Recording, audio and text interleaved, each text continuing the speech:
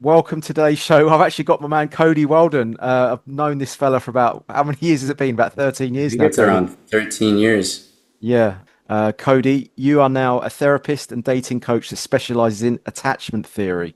So I want to know all about this today, man. Like I want to know how you got into this and then you're going to give us a little bit of a foundation of it, aren't you? And just like lay the groundwork for that.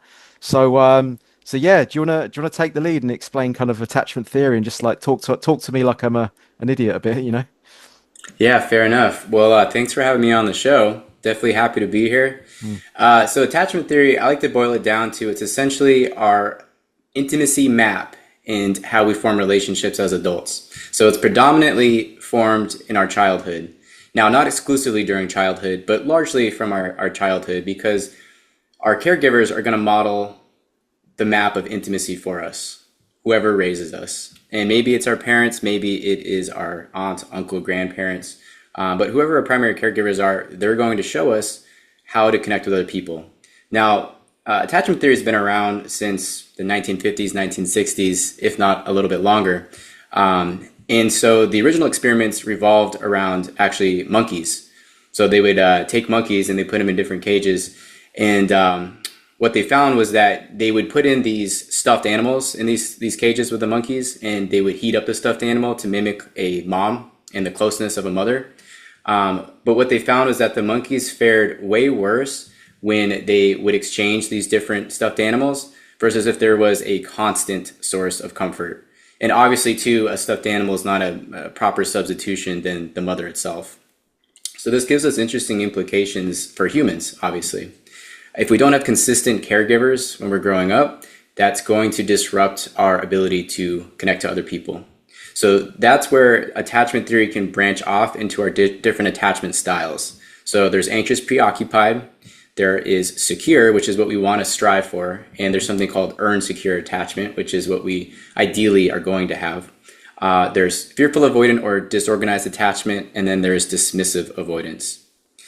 We could talk a little bit more about each of these different attachment styles themselves.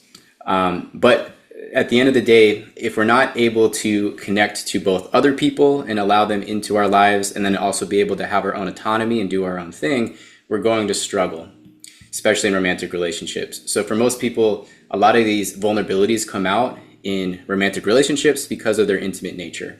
Now, it can also happen in friendships as well, but friendships aren't usually as intimate, obviously, as a romantic relationship. So we tend to see a lot of our own shortcomings, which is a positive thing, come out in romantic relationships because then it allows us to work on those things. Yeah. So we can talk a little bit more about that as well, but that's kind of a brief overview of attachment theory.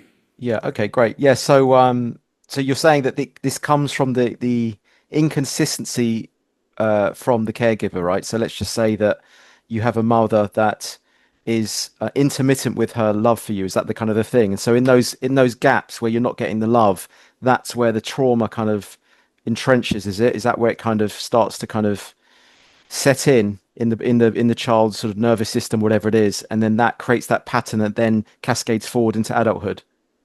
That's correct. And if we do have consistent caregivers that are showing up for us while also allowing us to have our autonomy and to go explore out into the world, then we're going to, generally speaking, form a secure attachment style as adults. Because Right. we're getting both of those needs met, our needs for autonomy and our needs for connection, and we're able to practice those things in the world.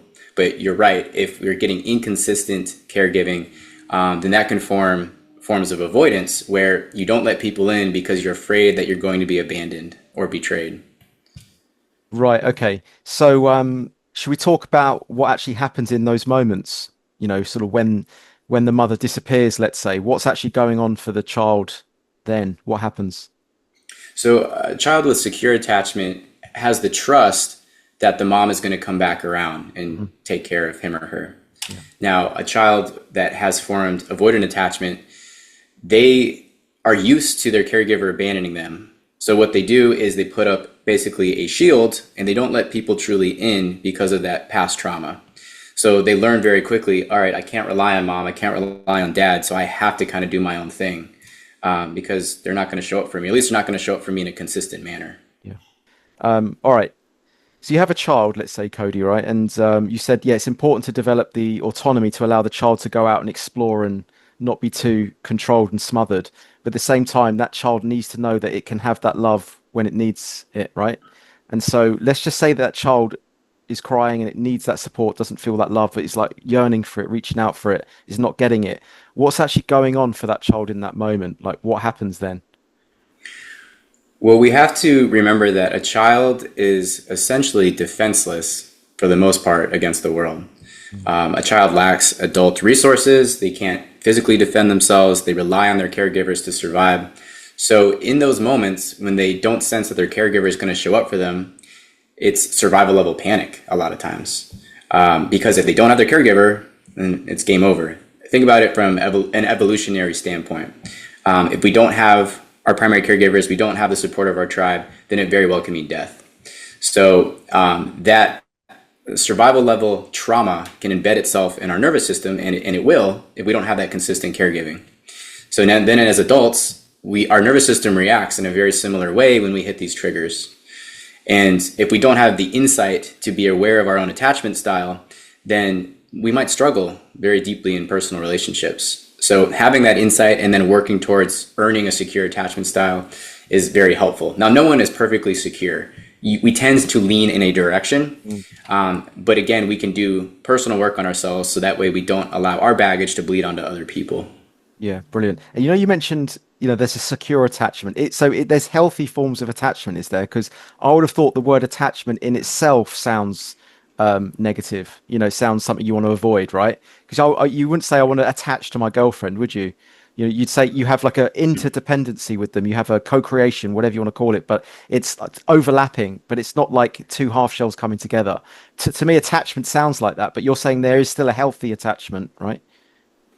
Yeah, I would say that in the therapeutic community, over time, the term dependency has gained a negative rap, particularly codependency, which all therapists would agree that codependency is unhealthy.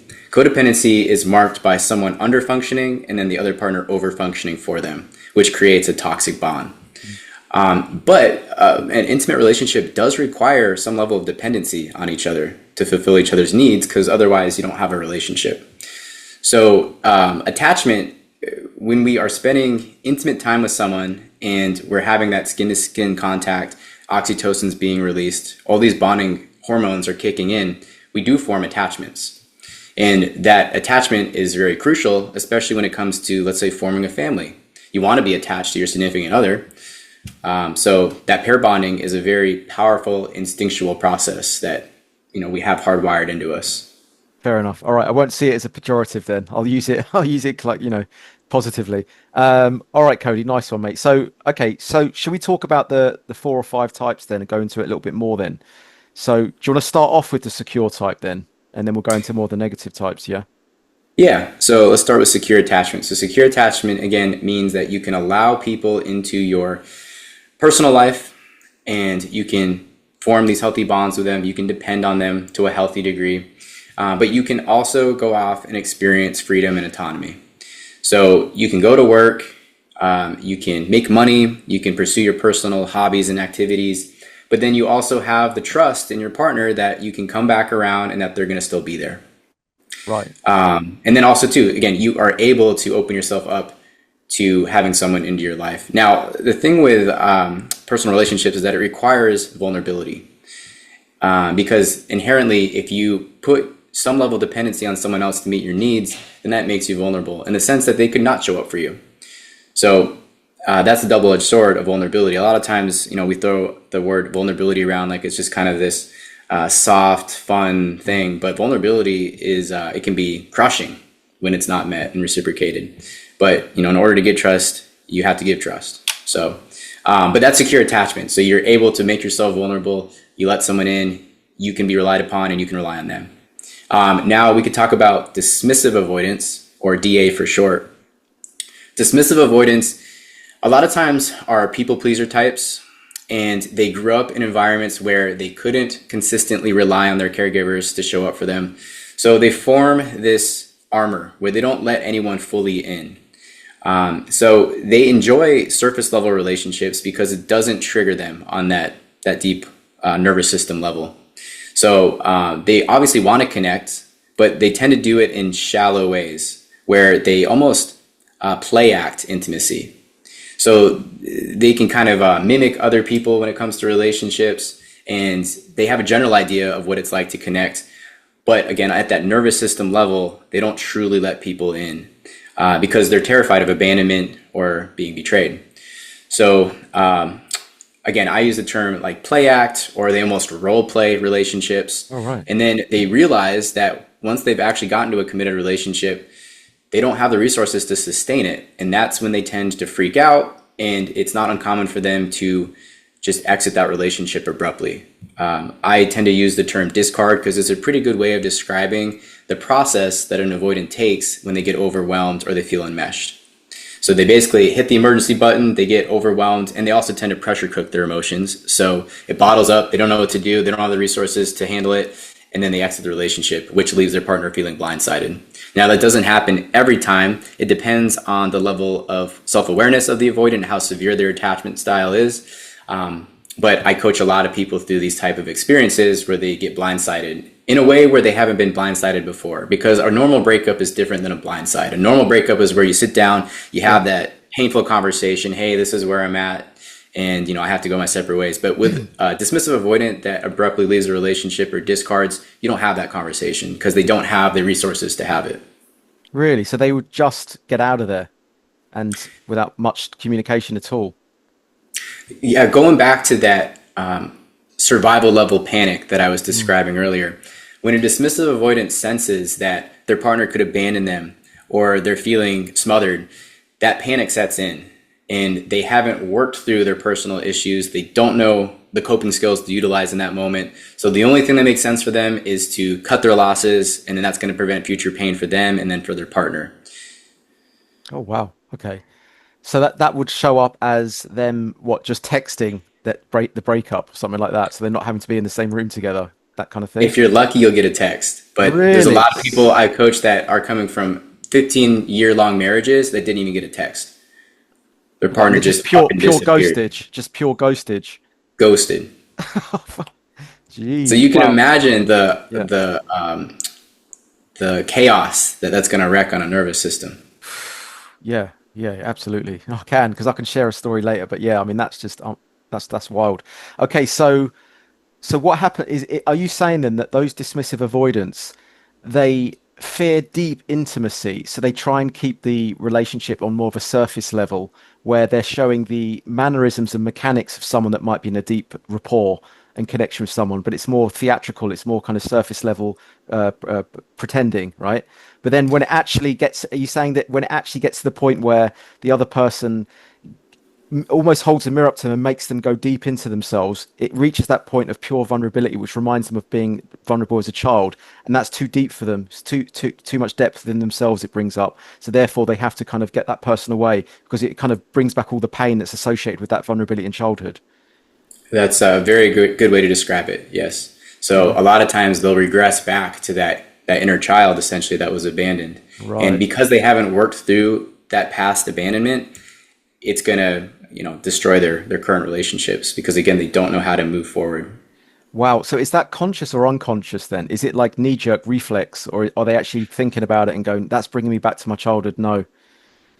It depends on the, again, level of self-awareness that the avoidant possesses.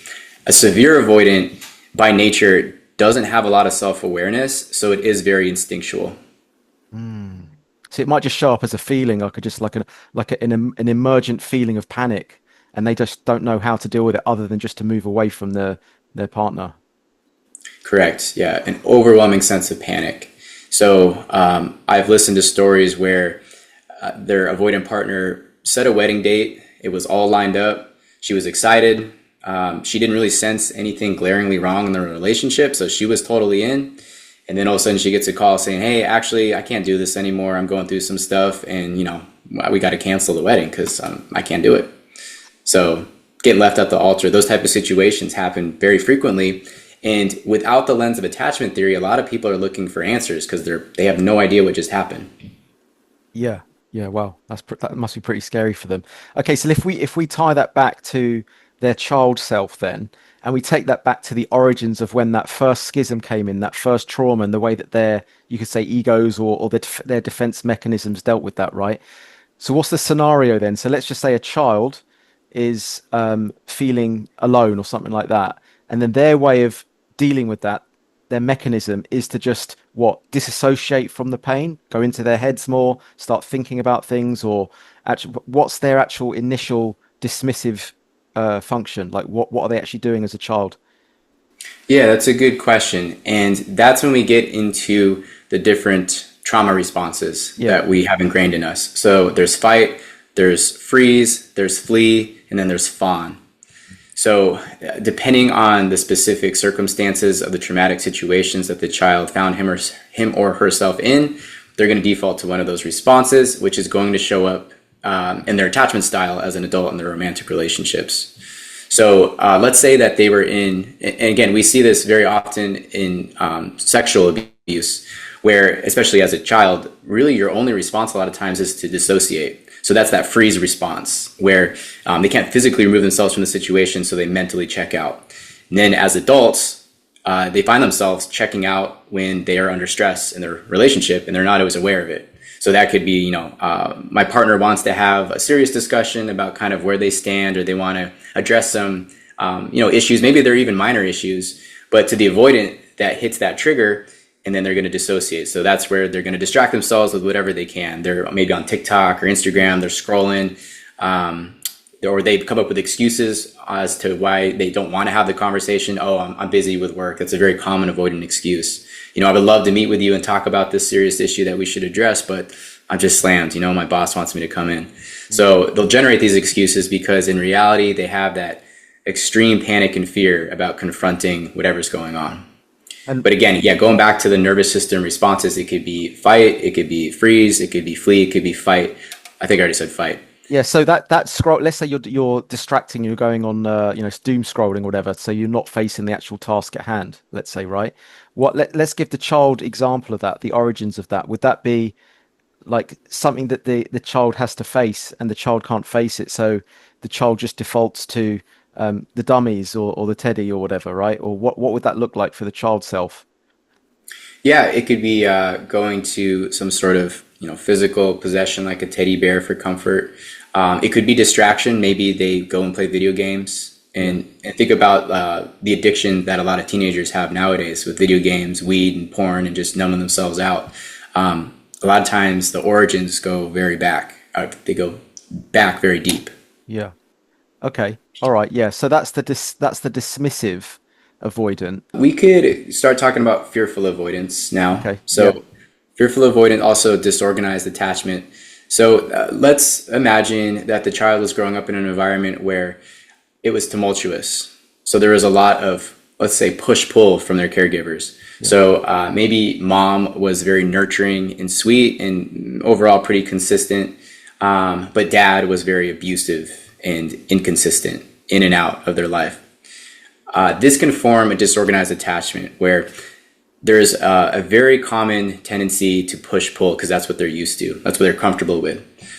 So they're used to one day, they show up and dad is loving and nurturing, but then let's say dad has a drinking problem. And then the next day they see dad is abusive or not there at all. So they learn that I can sometimes let people in and that feels good. But then once I do let them in, they abandon me.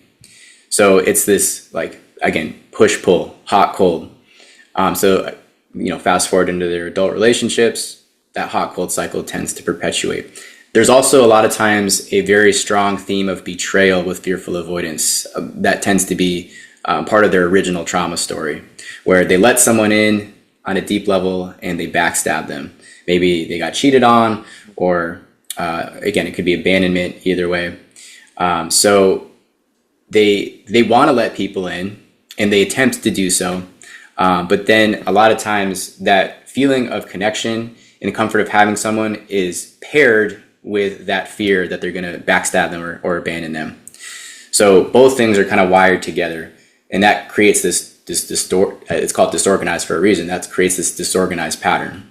What's the disorganized part? Disorganized is that hot cold.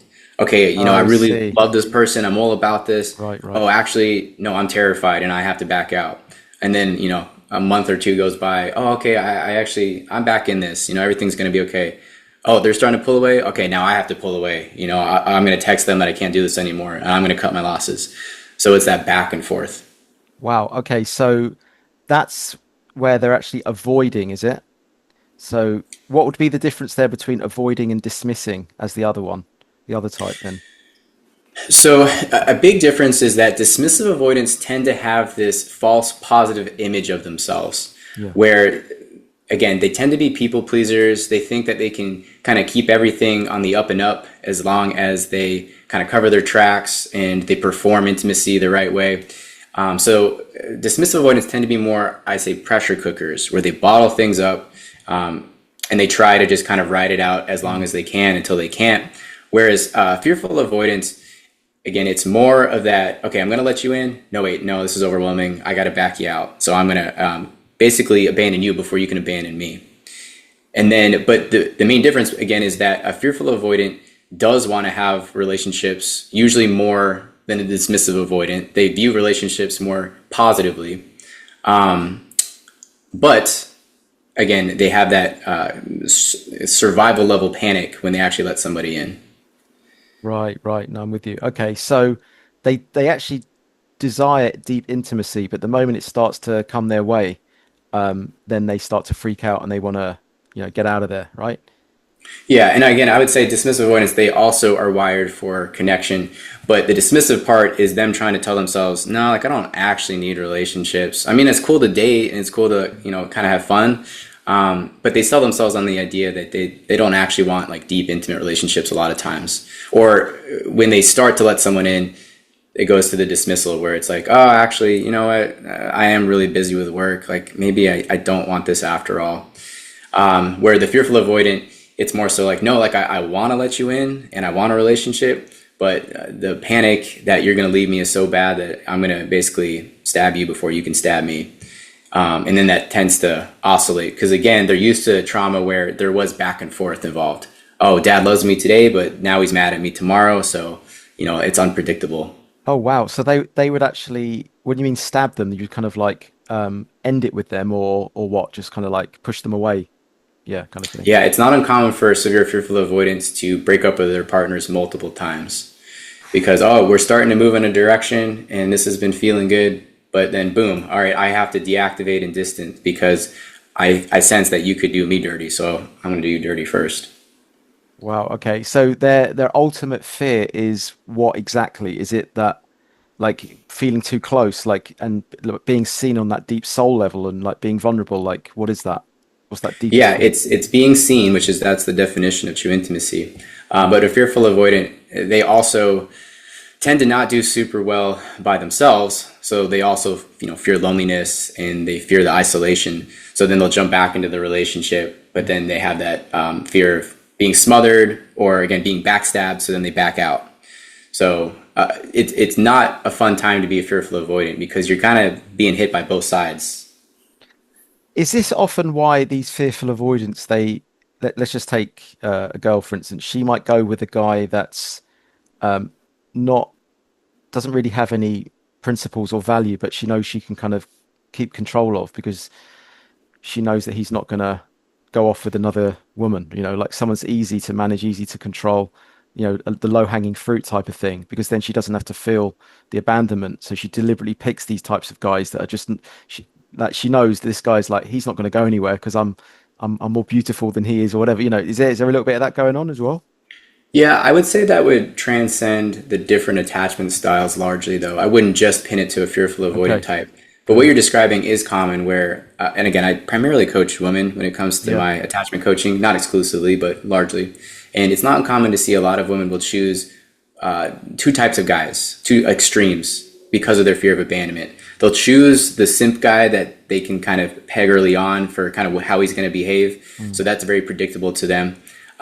Or they'll choose a player type because that's also kind of predictable in its own way. So they don't have to truly make themselves vulnerable because they already kind of know what this guy's about. Wow, so they don't actually mind a player type, fuckboy type that's probably gonna sleep with other women then. even though that could cause abandonment, because at least they know they've already got a kind of consistent take on them. Yeah, and again, if you're putting yourself in the shoes of an avoidant, Yeah. then you already have a built-in excuse to pull the plug when you need to. Because you're like, Wow. oh, okay, I know what this guy's about. Like, I Yeah. can tell myself that I'm dating or I'm trying to put myself out there, but I'm choosing men to where I can hit the emergency glass, if things go south. And I kind of have a feeling that it might. Mm. So they don't have to truly open themselves up because they kind of know that there's an expiration date. So which guys do they fear the most then? I made a video similarly answering this question that was about the most dangerous guy to date, which in my opinion as a coach would be the pseudo nice guy. The pseudo nice guy could be more so a dismissive avoidant type where they show up very polished and very put together, but they're performing intimacy Mm. because they don't truly let people in. So this is a dangerous guy to pair yourself up with because you think everything is going well and they present as secure. But then when the rubber meets the road and they have to really show up for you or put down some deep commitment, they're going to get cold feet. And a lot of times a trigger for this is when there's adversity, like maybe you lose a family member or maybe you yourself get sick or injured. That's a moment of vulnerability and dependency. So in a healthy relationship, your partner's going to meet that dependency and they're going to show up for you. But for a dismissive avoidant, that feels overwhelming and like they don't have the resources to show up for you the way that you need to. And it is perceived as pressure and then they're going to back out and discard. Again, not always, but a lot of time. Okay, yeah. So that's if the woman in that relationship is secure, you're saying, then the worst type that she could date is the performing pseudo nice guy. But let's just take the example of a woman that is fearful avoidant. Like, what's the worst? I mean, is she actually in a bizarre, paradoxical way most frightened of the guy who's really secure and got his shit together? That's because it kind of mirrors back to her the authentic parts of herself which she's been avoiding. True. That's true as well. So a lot of times people who are insecurely attached, which includes dismissive avoidance and fearful avoidance, Mm. a partner that's going to trigger them a lot is someone that's healthy. So they tend to choose unhealthy partners because it doesn't require true vulnerability. Wow, that's probably a fair percentage of the population as well, isn't it? I should imagine. So roughly 50% of the overall population is secure, and then the rest it breaks down into either dismissive avoidance, fearful avoidance, or anxious preoccupied. It's funny because I was thinking about this a few weeks ago, and I had a conversation. Well, I did a podcast on this as well, but um, it's as if because we could talk about the nice guy, but we should also mention the bad boy as well, because we know this from the dating world, right? And the thing is, it's like the old saying goes that women don't want the nice guy; they're attracted to the bad boy, and then they probably get fed up with the bad boy. And as they get older, they kind of gravitate more towards more so the nice guy. We'll just call it the good guy. It's probably somewhere in between, right? But they kind of have enough of the bad boy. But I think when girls are at that young age and they don't really know themselves anyway, it's as if they see the pseudo alpha male bad boy type and they see that as confidence that they don't have themselves. They're looking for the missing masculine structure within themselves, and they see that projected outwards onto these bad boy archetypes. But what they don't realize is these bad boy archetypes, they're actually the most insecure, but they're almost like the caricature of confidence, but it's fake confidence. It's pseudo confidence. Like you said, the pseudo nice guy. It's like pseudo security, pseudo secure, pseudo confidence. They're teddy bears underneath. They're probably more insecure than the nice guy is. That's the kind of the weird thing about it, right? Yeah, that's a fair observation, I'd say. You're kind of also alluding to kind of these projected traits or these repressed traits. Yeah. If you repress a trait and you're not aware that you yourself have it, then you're going to look for it in other people. Yeah. So like you're saying, if they don't have a lot of confidence in their own autonomy and their ability to be self-sufficient and charismatic and strong, Yeah. then they're going to try to find a partner that can fill in the gaps. So that could be the bad boy who is mimicking, let's say, healthy confidence and charisma. Exactly. Yeah. Yeah. Yeah, you're really interesting. Okay, so where are we at now? So we've just gone, so we're still on fearful avoidant, right? Um, Fearful avoidance, and then there is anxious preoccupied, which I haven't talked about too okay. much thus far. But anxious preoccupied, or AP for short, this is someone that I would say a key marker and a way to keep this all straight in your head and in the audience's head is that the anxious preoccupied doesn't tend to get overwhelmed with people getting close to them. If anything, they crave it. They can't get enough of it. So their reaction or their strategy when they were younger was they were basically holding on to their mom's leg and they're not going to let go because they feel like if they let go, then they're going to be abandoned. So that's where, this overly clingy, possessive behavior can show up. And a severe anxious preoccupied, they can be toxic in the sense that they'll engage in something called protest behaviors. So protest behaviors is kind of like throwing a tantrum to try to get connection out of their partner. So at an extreme level, this is the woman that's going to maybe key your car and just do something very abusive or toxic because she sensed that you were pulling away or that maybe you're talking to someone else. So that's kind of on the extreme end of anxious preoccupied. So each attachment style, when taken to its severity, they're going to do things that are not good, very dysfunctional. Okay, so that's the protesting of the anxious avoid. Is it anxious avoidant? Is that what it's called? So this would be anxious preoccupied. Okay, what does that mean, preoccupied in that context then? Anxious preoccupied. Preoccupied is in they tend to be ruminators. They overthink. So, they just got an email. Well, who's this email from? Is it from that girl that he was talking to 6 months ago? They're very much in their head and they need constant reassurance. Again, I'm kind of speaking in generalities here, but I'm painting a picture. Yeah, so that's the clingy girlfriend, basically, right? Correct. So does that actually show up more in women, would you say, or not? I'm trying to remember the gender breakdown of anxious preoccupied. I think historically it was predominantly women, but I've been noticing shifts, I would say, in the trend of attachment styles. So I would say I've noticed a lot more avoidance in women versus maybe historically. So I think there is like a societal shift that's going on. I don't have the gender breakdowns off the top of my head, though, to give you. Interesting. Okay. And so would you say then that, and then obviously we go back to the original one, which was the secure attachment, right? Would you say that like there's some kind of complementary attachment styles where, like they say narcissists feed off the empaths. Would you say that, for instance, the avoidant seems to magnetize and gravitate towards maybe the anxious preoccupied type? You also get a bit of that going on? That's correct. A lot of times avoidants attract anxious preoccupieds because in order to get chased, which avoidants have kind of a subconscious desire for, you need someone that's going to chase you. The anxious preoccupied would fill that bill. Right. Okay. So it's not a deliberate conscious strategy. It just almost the way they behave just tickles the other one a little bit and just kind of gets them. It just piques their interest, I guess. Correct. Yep. So it might show up as there's like this magnetism or this kind of indescribable charm. A lot of times what that is it's those attachment styles that are gravitating towards each other, those insecure attachment styles. Okay, so why would the anxious preoccupied go for an avoidant? Why wouldn't they just go for another anxious and then it's like two people that need each other coming together, like, and they can both cling on to each other? Yeah, I mean, that can happen, but it goes back into their original blueprint of what they're familiar with. What the anxious preoccupied is familiar with is someone that is elusive when it comes to meeting their needs. So that feels familiar to them. An avoidant feels very familiar because they're used to not getting love easily. If they get love easily, it feels like a trick. Like it feels foreign to them. It makes them uncomfortable. Oh wow. Okay. Yeah. So it's what they're familiar with in childhood. All right. So yeah.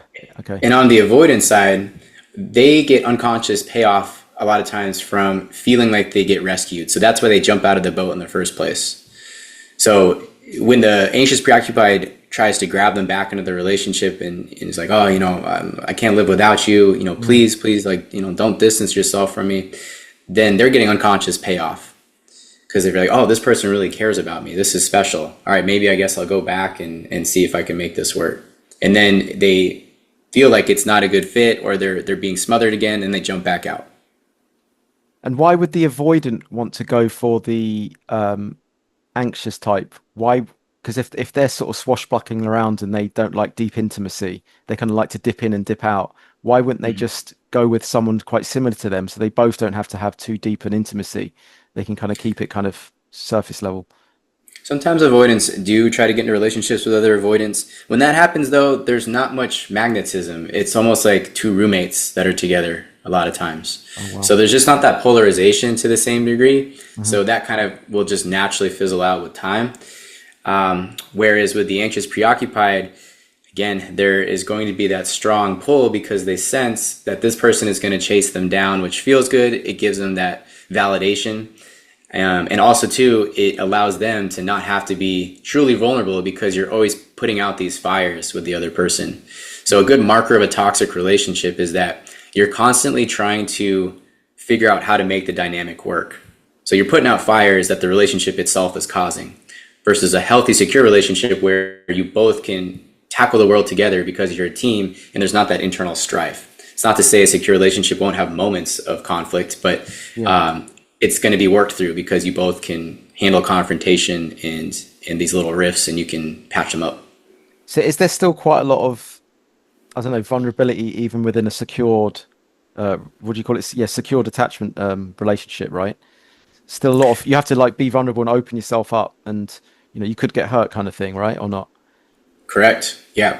An intimate relationship by nature requires vulnerability. Vulnerability requires us to potentially get hurt, at Yeah. least pose the risk of it. The only difference is we were saying that for the secure attachment style relationship, it's instead of looking in your, as they say, instead of looking your partner in the eyes, stand next to each other and look in the same direction. It's a bit more like that. You're both focused primarily on where both individually going in your own lives, and but you're walking that journey together, hand in hand, kind of thing. Whereas the kind of anxious attachment just wants to cling on to you, like the two, like my other half type of thing. Like almost losing yourself into the relationship, like merging into them to the point where you lose your own autonomy, your wholeness. That's what kind of the anxious one wants, right? They kind of want to almost like partner up their other half, that kind of thing. Yeah. So a healthy, secure relationship, you're able to go, stand hand in hand and then face the world because you're able to look each other in the eyes and you're able to handle that intimacy. So once you're able to handle that intimacy and that you can create that secure bond, then you can kind of relax and then work as a team and accomplish whatever you want to accomplish. Right. Okay. But Whereas yeah, but whereas, yeah, sorry, I was going to say whereas, Yeah, yeah. whereas, the anxious, preoccupied, and the avoidant, they're going to fall into a codependent trauma bond where one person is going to overfunction, which is the anxious, preoccupied, and then the avoidant partner is going to underfunction. Meaning the anxious, preoccupied is going to constantly badger the avoidant to open up more and to give them more closeness. And then the avoidant is going to play the game of telling them, oh, I just can't do that for you. Like I want to, but it's like they're trying to pull the file and the file's not in the folder. Right. So then there's this constant back and forth. Do you know what, Cody? I think I don't know if this is the case as well, but I think I've been a little bit of all of them. Is that possible as well? That is possible. And if you want to get really precise, you could describe certain attachment styles as being, let's say, dismissive, fearful leaning dismissive, or dismissive leaning fearful. So there's these different shades of gray if you want to get really precise with it. But at different times of your life, it's very well possible that you could have leaned in a certain direction, and Yeah. then due to certain experiences, you leaned towards the other direction. Because I think I'll share this with you, right? So my first real proper girlfriend, right? I was like, I actually had quite a good like life at the time. I was like party boy. I was running my own events and just full of life and just massive social circle. Had a great time and all that kind of stuff. When this girl came into my life, I'd only really been dating girls. I didn't really like fall in love with anyone. But when we started going out, she would actually say she was in love with me, and I wasn't in love with her. They always say like the one that's in love less has the more power, but there's something in that as well, right? And then it got to the point where we were living together, and I had to move out from my house because I was living with a drug dealer and a thief, and it was just chaos in that house. The doorbell would be ringing it every night for cocaine. It would be waking me up. I was just stressed out, and I was trying to get my degree done. And it got to the point where I had to lean on her a little bit more, and she almost became surrogate mother, you know what I mean? And I kind of relied on her love to sort of mother me through it a bit. I didn't say it that way, but that was kind of energetically I was like really needing her to kind of provide the banks to my river, you know, and really support me in that. And I would say I then start to say, I'm in love with you. You know, she started to say it less about me. And then after a few weeks, she just went and got with the guy she worked behind the bar with, you know, in her pub. It's funny how that quickly shifted where I don't know what I was at that time, but I became more of that anxious, clingy, attachment guy at that point because of all the negative things going on in my life, you know? So yeah, is that also what happens? That can flip like that. Yeah, that's actually very common for that type of thing to unfold because what's going on is you're both not showing up in the relationship for genuine, sustainable connection. What you're actually doing is you are essentially you're having false intimacy. So you're both scratching certain itches, but you're unwilling to go deeper than that. So in the beginning, you were unwilling to meet her on a deep level because you're kind of coasting. You're like, oh, this is cool, whatever. She's okay. I mean, she's not the love of my life, but at least I have company. Mm.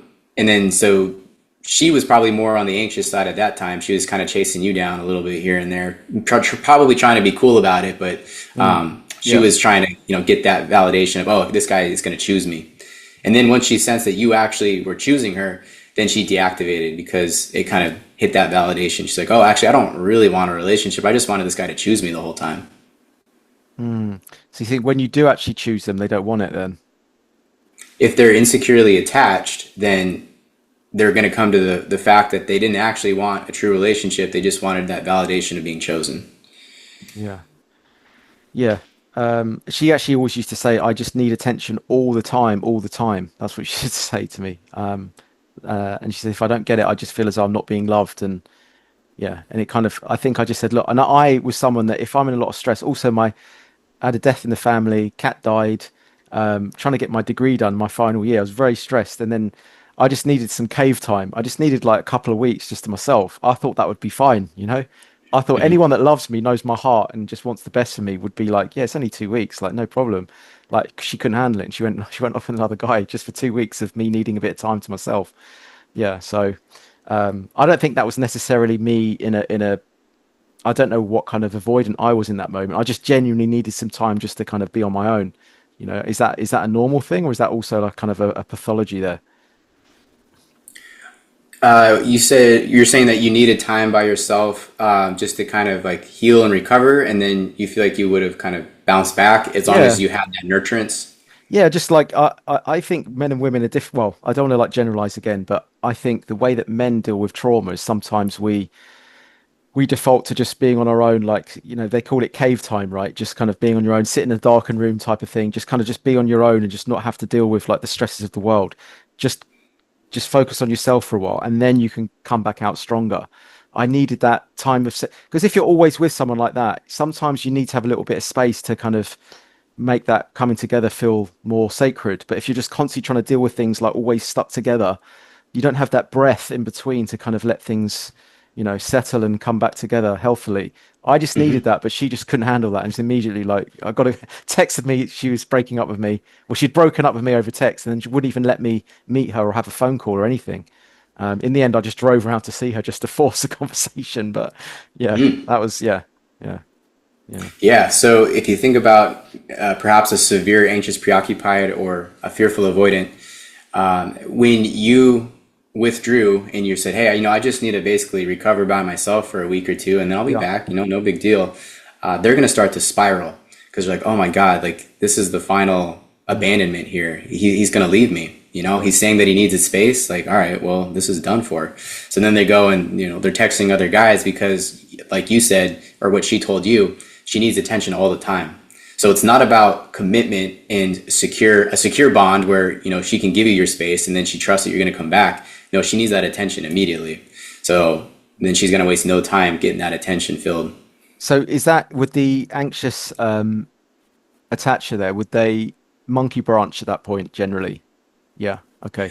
Usually, you don't see it as much with anxious preoccupieds necessarily. You tend to see it a lot with avoidant types where they will monkey branch. They'll line up a partner before their current relationship is over because of that crushing fear of abandonment and being by themselves. And also, too, it's a reluctance to look inward at their own, shame. A lot of times, shame is a huge emotion that drives avoidance.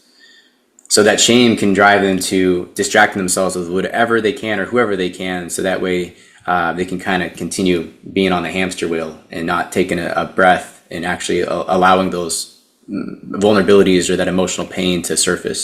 Shame of what though, Cody? A shame of perhaps discarding partners in the past because they got overwhelmed because they couldn't handle intimacy. Uh, Shame for Right. maybe reaching out to other people outside of the relationship, for monkey branching, for doing all these things to avoid themselves. Okay, so it's ironic then. So they monkey branch. So we're talking about like when you're with a partner, but you can feel like it might be coming to an end, or like you're worried that they might end it. So you get the other branch onto another guy that sort of you may be keeping in the wings. It's another thing that I notice women do more than men, I reckon, but they kind of keep guys orbiting them so that if they feel like they're going to lose the primary partner, right, they've already got a few guys, waiting there they can kind of latch onto, right? And so you're saying then that by them doing that and then like maybe breaking up with their original boyfriend, that brings up a lot of shame, but then the moment they get with the new partner, them just being with that new partner kind of erases the pain, right? It kind of placates the pain of guilt and shame. That's Yeah, it's like turning to the bottle. They're back on. I call it avoid a wow. haul. Yeah. So they're Yeah. they're numbing themselves. They don't have to look at the wreckage of what they just left behind them, and then they get that kind of that limerent hit of a new partner. It's fresh. It's fun. Wow, so would you say though, if they kept monkey branching and they kept doing that, does that guilt and shame actually stay in the psyche somehow and just exponentially grow because they've just been building up the guilt and shame, but then like layering over the top, layering over the top, layering. Is it like a time bomb, or would you say it just Yes. keeps resetting after each new partner? No. There's no such thing as resetting in the brain. There's addition. There's not subtraction. So it is layering, and there's severe avoidance that'll go to their grave without processing years of toxic shame. Wow. So each time they do that, it's just adding, it's additive. It's just adding to more shame. Yeah. And so maybe that's why they have to, in a compensatory way, have to find more ways to placate and alcoholize whatever you want to say, like that shame. But they do that through being with a new guy, that feeling they get, and then maybe it needs to be even sweeter. Each new guy has to create that more acute sense of, is that also true? Like to kind of, because the shame's getting stronger, so the oxytocin has to get stronger. The kind of all that has to kind of batten to kind of equal and opposite of the guilt and shame. Is that also true? I think that's fair to say. And my experience treating drug and alcohol addiction, I had an intensive outpatient group as a therapist for quite some time. It really set me up for success in coaching people going through these type of situations because there is a strong parallel between addiction and avoidant attachment. In fact, a lot of times those two things are kind of comorbid with each other. Right. So avoidants tend to have secondary addictions. It could be alcohol, it could be pornography, it could be extramarital affairs. Because you're right, if they've engaged in these behaviors that they're ashamed of and they don't have the resources to truly address, then these things are going to compound with time. And just like a substance, you kind of build that tolerance. You habituate to whatever that stimuli is, and then you Yeah, need of more of it. course. Yeah, of course. Yeah. So why wouldn't okay, so let's go to see, the anxious, preoccupied. They are, let's say, needing to cling on to someone, right? Otherwise they feel empty. So why wouldn't they fill the hole with alcohol and, ice cream and porn and whatever it is, like surely it's the same for them, isn't it? Like they have to constantly be filling their hole. Yeah. Anxious preoccupieds can fall to addiction as well. But usually, again, well, I shouldn't say usually, because by nature, an anxious preoccupied doesn't deactivate with closeness or enmeshment is the proper term when you feel like someone's. So a lot of times for the anxious preoccupied, chasing that avoidant down is their form of an addiction. And also, too, they become codependent in the sense that they'll try to caretake their partner, right? So they're with an avoidant that, let's say, is also drinking. So now they have this project where they can fix this person up in their mind, and then they'll finally get that full acceptance or they'll be chosen. So a lot of times anxious preoccupieds are fixer-upper types. What if they're not going out with anyone though? Like how would they fill their hole then?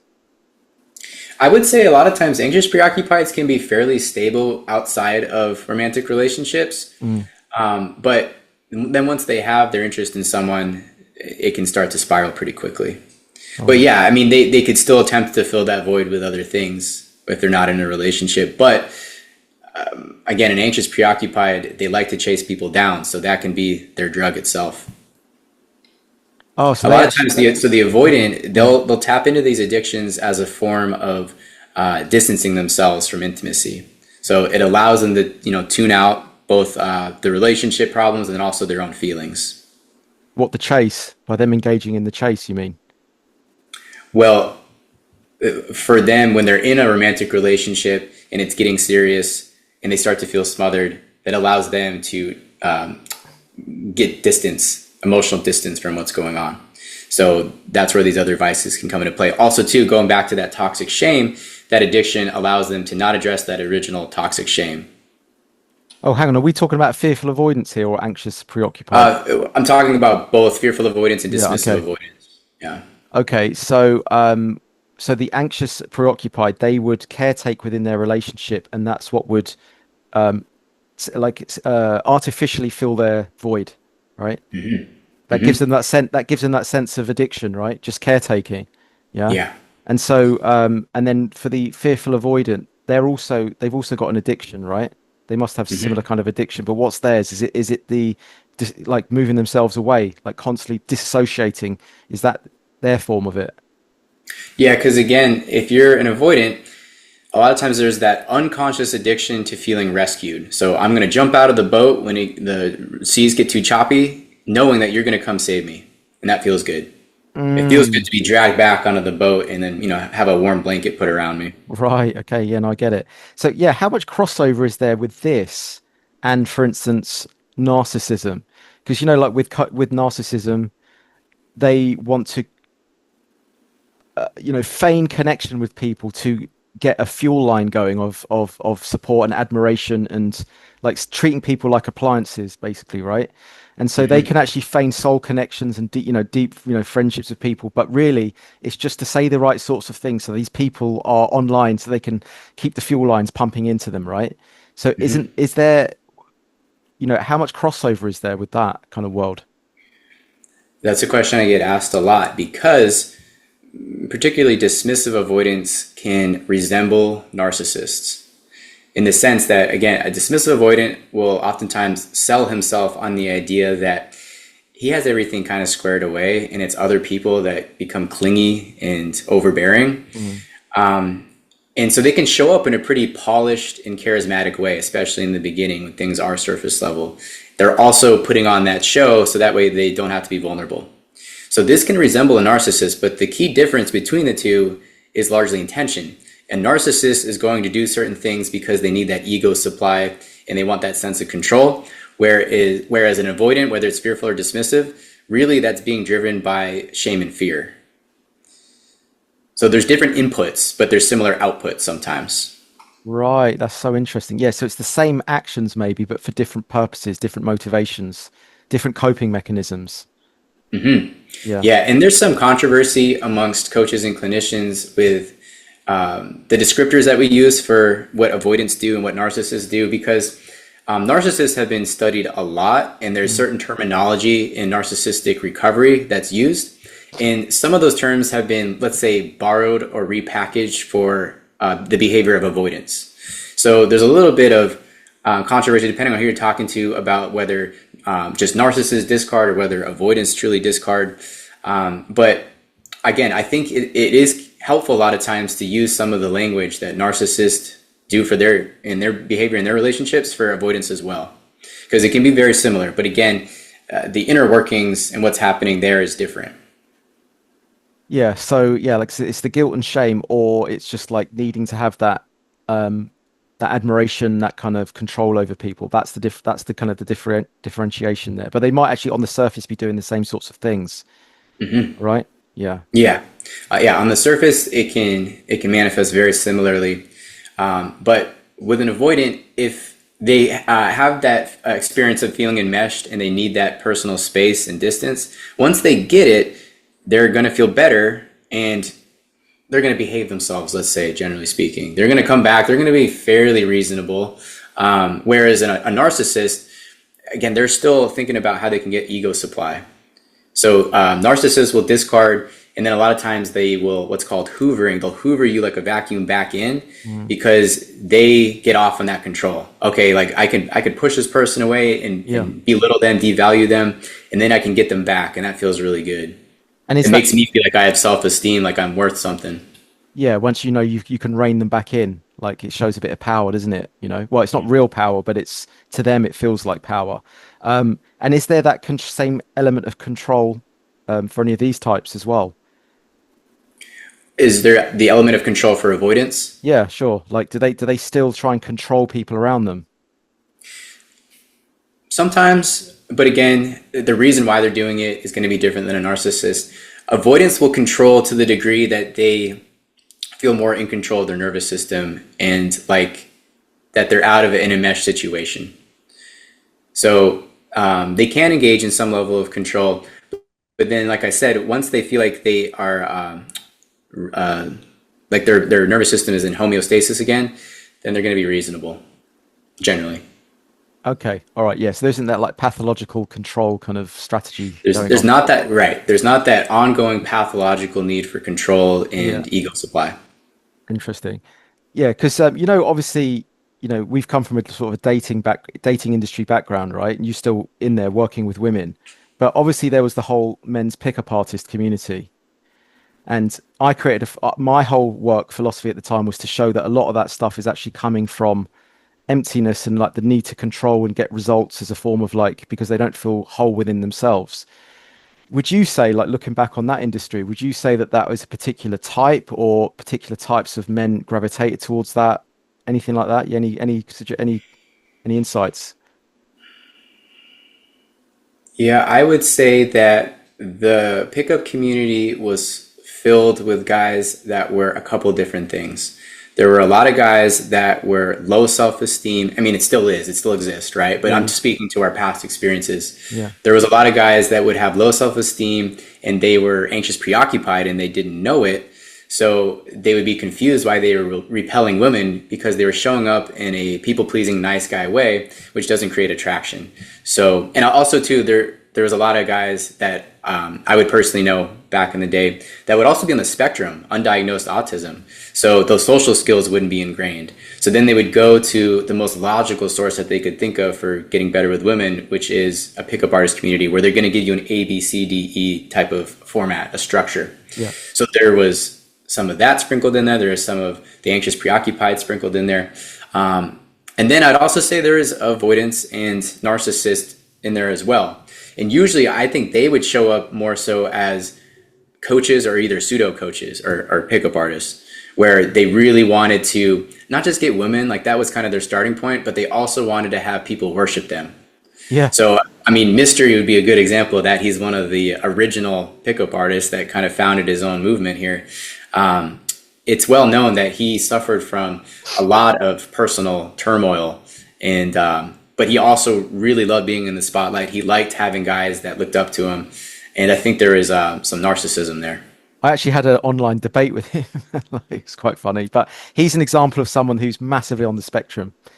For me, you can tell that guy's like, massively autistic, in my opinion, because you Right. could see the way that he maps out his communication with women. It's like algorithms and math sums and equations and all that just to say hello to a girl, and it's like, you know, God knows what he does behind closed doors. Do you know what I mean? But that's and so that for me is the left. It's a left brain mechanical thing that you're speaking about there, which maybe a lot of people on the spectrum gravitate towards because they need that ABC mechanization of what a conversation looks like to them. To them, the idea of letting things unfold naturally and leading it without any thoughts is terrifying to them, probably because their left brain needs that real structure to it, right? But I think there's also that thing about you just mentioned there that I noticed is like pretty much fatherless homes. I would say that was one of the things that when I worked with clients, generally speaking, they had a missing father in childhood, and so they didn't, so that was for me. Then the mother took in, and they had an overly smothering mum, the devouring mother, which meant that they kind of lost that agency, that autonomy, that discipline, that trajectory, that the ability to stand on their own 2 feet, find their way in the world. That had kind of been shunted at an early age, and so they Mhm. kind of gravitating towards pickup artist industry to almost like a father figure in itself to kind of guide them through this. I don't know if you've got any thoughts on that. Yeah, I would agree with a lot of that. Also, too, I would notice that a lot of guys in the community would really enjoy the camaraderie that the community would bring them, Yeah. that male to male connection that maybe they're lacking. So you realize, oh, okay, they're not just trying to get women; they're actually trying to fill a void, whether it's just male company, just friends, or that lack of a father figure. Because a lot of times, kind of that Lothario personality is created because you're trying to get validation somewhere, right? And because you're not getting it from a healthy source like your mom or your dad, you're getting it in a dysfunctional way, which is just chasing women.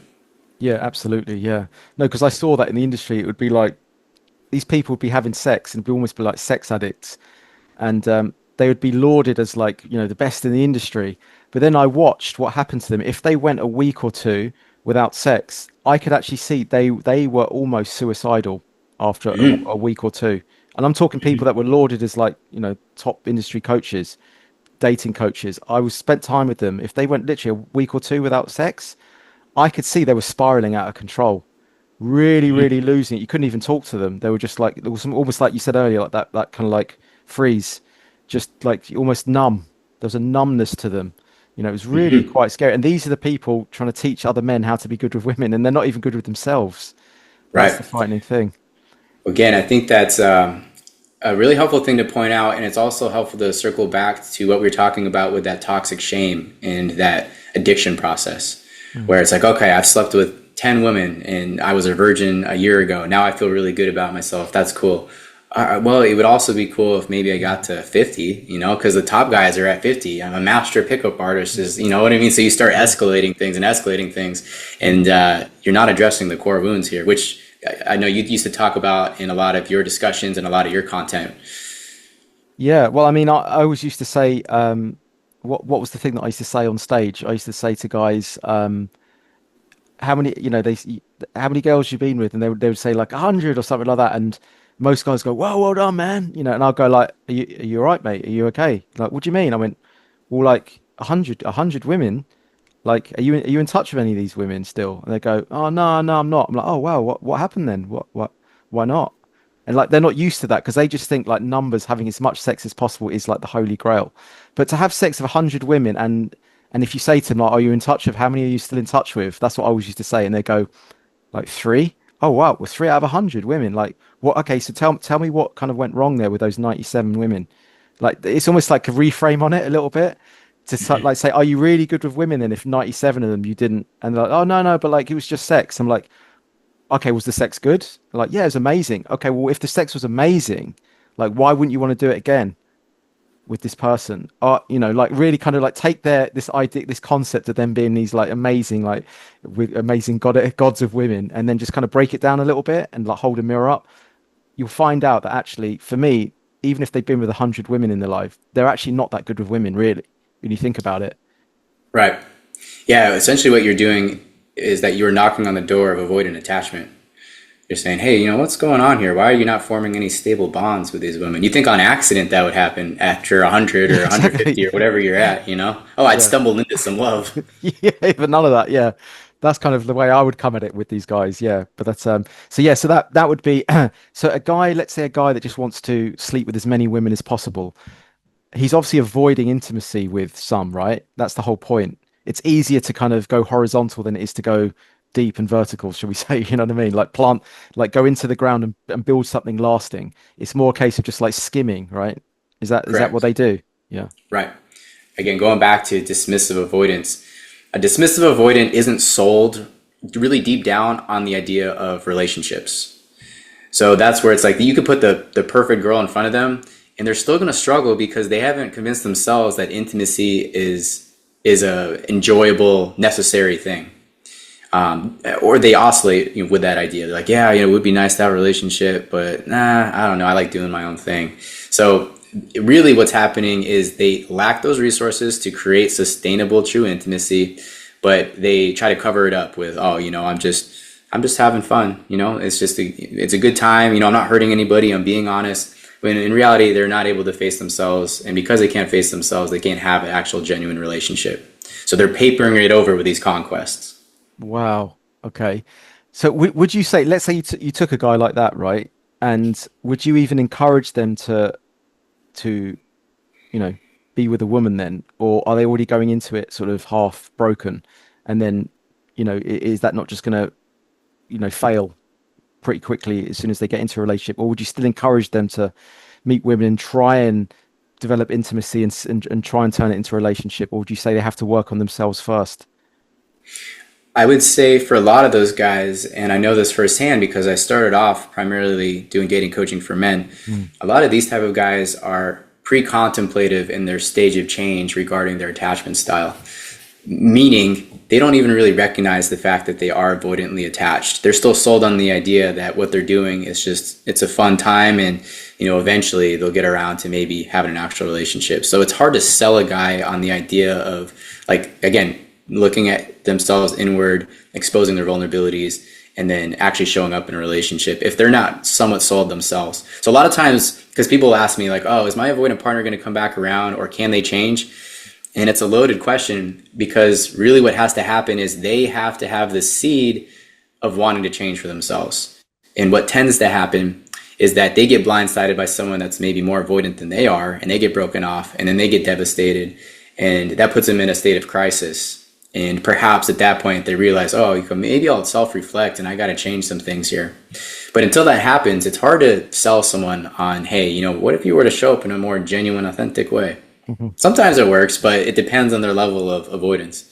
So what would you say though? Just like, just carry on, just meet women and just see how it goes, or and try and develop something into a relationship, like, or not? Because if you know that they're ultimately going to that relationships are going to break down, isn't it? Because it's not going to last, built on shaky foundations. But would you still say to give it a go and try it, or would you say like no, work on your own childhood wounds first, and then become secure, and then when you're secure, go and talk to them? It's a little bit like, the whole thing of like, wait until you're ready to approach a girl on the street kind of thing. I would still say go and talk to her anyway and learn from it. Would you say the same thing for guys, let's say in this context, still go and attempt a relationship and develop intimacy if that's what you want? Or would you say, no, you're not ready. That's ultimately going to fail. Don't try it even to begin with. I feel that what you're somewhat asking me is a very common question that I get asked, which is, should we be healed before we try to seriously date, or Yes. do we kind of work on it as we go? Yeah. Yeah. Kind of the chicken and the egg, like which Yeah. Yeah. side Yeah. should you tackle? Yeah. And the reality is that we're never going to be a fully polished, secure person, right? Like that's a direction. It's not an actual outcome that's achievable, Mhm. because life is always unfolding. Yeah. So if we were to wait until we are perfectly healed, then we would all be waiting forever, for the most part, right? To do it Because then. then Yeah. the question would be like, can I basically achieve like this state of Zen mastery over myself in solitude, which I don't think is possible. Yeah. No, You can get exactly. you can get pretty good, like you can be very introspective and self-reflective, but the thing is, these Mhm. initial traumas were formed in the context of intimate relationships. In order to Yes. heal them, you have to use relationships. So, okay, so with your work then, if people do come to you, they obviously have made that decision to change. And then do you find though, as they work through the layers of their own, I don't, you'd call it like ego mechanism or, defense mechanism, as they're cracking through those layers and they're getting closer to their vulnerable core, do you find that they do tend to sort of say, hey, do you know what? I treated that person badly. I treated them badly. Maybe I'll reach out to them. Do you find that they want to actually repair past relationships, or do they want to work on that? And Yeah, that very well can happen, yeah. but it can take a while for someone to finally get to that point where they're willing to do that type of work. There's a reason why in the 12-step program, one of those steps is making amendments. It's part of the step process, Mhm. because it is integral to healing. But it's very, very difficult for people to get there a lot of times because those ego mechanisms, or those ego defenses have been chiseled in over so many years. Wow. Yeah. Fascinating, man. Yeah. Do you want to finish up? Do you want to let us, do you want to speak about who you mainly work with and why, why people might want to come and see you. Maybe you do some online stuff as well for people. Yeah. Yeah, I do offer virtual coaching, and I can do it with both men and women. I primarily coach women, but again, I'm not exclusive to women only. And I offer coaching services across the globe. So my therapy license only extends to the state of Arizona as per the board rules. But when it comes to coaching, we approach things through the lens of attachment theory. And I tend to help people that are going through traumatic breakups or discards. A lot of times that's where people want to start. But then from there, we can talk about doing more work towards becoming more secure and how to find a fulfilling relationship, which kind of dovetails into more dating coaching down the road. Perfect. And what's your socials or ways of contacting you? Best place to go to as a starting point is my website, codyweldon.com. And then from there, I have my socials linked in there, and you can also schedule an appointment. Perfect. All right. And you can also check the description below. Cody, you the man. Hey, I appreciate it, John. It was nice chatting.